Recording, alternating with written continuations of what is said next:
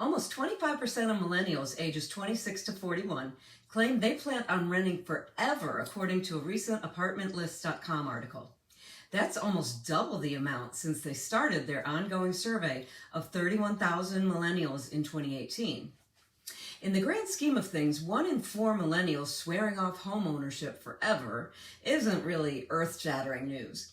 To put things in perspective, the highest rate of homeownership ever was 80% in North Dakota back in 1900. But generally speaking, the homeownership rate has hovered in the 65% range nationally for almost 5 decades. In Florida, it's been closer to 70%. Some people will always be renters, and that's okay. Homeownership isn't for everyone. There are 4 main reasons they give for not buying. 19% feel it's financially risky, 30% don't want the costs of maintaining a home, 28% like the flexibility that renting allows, 77% say they can't afford to buy a house. Obviously, by far, the biggest reason is affordability. It would be easy to chalk that up to the recent surge in home prices and rising interest rates. That is legitimate and true. But that's also been the main reason since well before the current market conditions. Truthfully, affordability is almost always the reason renters give for not buying, regardless of the decade. It's never an easy financial leap to take. However, while renting may feel like the easier, more affordable option, over time it's not. In fact, renting is getting even more expensive. According to a recent Fortune magazine article, an increasing amount of older adults are struggling to be able to pay rent. They're constantly in fear of rent hikes that may just get to a point that they can't afford to pay. And then what?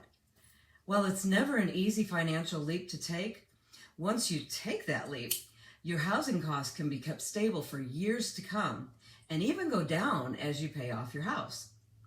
Sure, it won't be easy up front, but think of how it'll be for you a couple decades from now. Would you rather have an asset you can sell or still be paying a landlord an ever-increasing amount of rent with nothing to show for it? Sure, prices and rates may seem high right now, but it almost always feels that way relative to the times. There's always a house in an area you can afford to buy in if you're qualified for a mortgage. And if you're not, it's worth making an effort to become qualified. Your first house may not be everything you want or where you'd ideally like to live forever, but it's a great first step toward taking control of being able to afford to live comfortably as you get older. That may seem years away right now, but time has a way of creeping up on you. Ask me how I know. And the cost of living does too. The bottom line, considering the financial burdens many millennials have, coupled with rising interest rates and home prices, it's no surprise that an increasing number of millennials are saying they'll never buy a home and remain renters forever. But if you can afford to rent, the chances are you can afford to buy. It might not be your dream home or in the exact neighborhood you'd prefer, but you can buy something.